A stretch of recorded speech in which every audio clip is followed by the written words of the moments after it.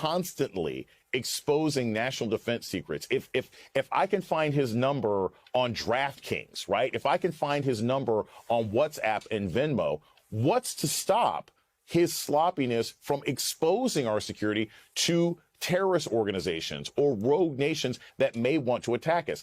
Isn't this lack of responsibility on his behalf leaving us open to potentially being attacked or being drawn into a conflict that we have no national security interest in? I mean, absolutely. And let me just also say that a lot of decisions are being made right now on the war in Yemen.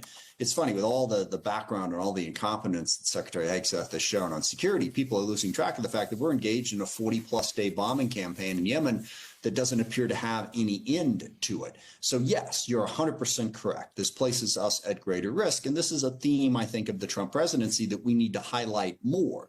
Yes, he is violating the Constitution. Yes, he is an aspiring autocrat trying to destroy a lot of the basic protections that we have, deporting people without any evidence, disobeying court rulings, as your previous guest talked about. But he's also making us weaker as a country. Weaker economically, weaker in terms of our national security. And what he's doing at the Department of Defense absolutely places us at exactly the risk that you just described.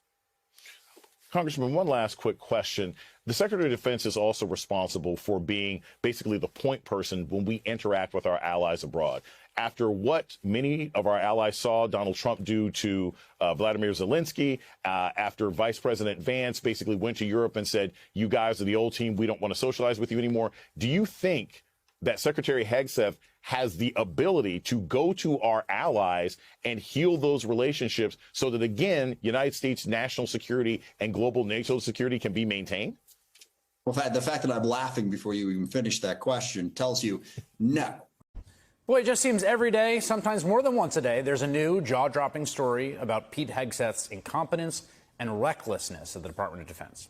So yesterday we learned that Hegseth had an unsecured internet line installed in his Pentagon office so he could continue to use the commercial messaging app Signal, leaving him vulnerable to potential hackers who might be interested in what the head of the DOD is up to. Of course, we also know that Hegseth has used his personal cell phone, which I got to stress in the government is like a real no-no, to discuss sensitive information about imminent military strikes, again, using Signal in multiple chains. Today, New York Times reports, quote, Hegseth's personal phone number was easily accessible on the internet and public apps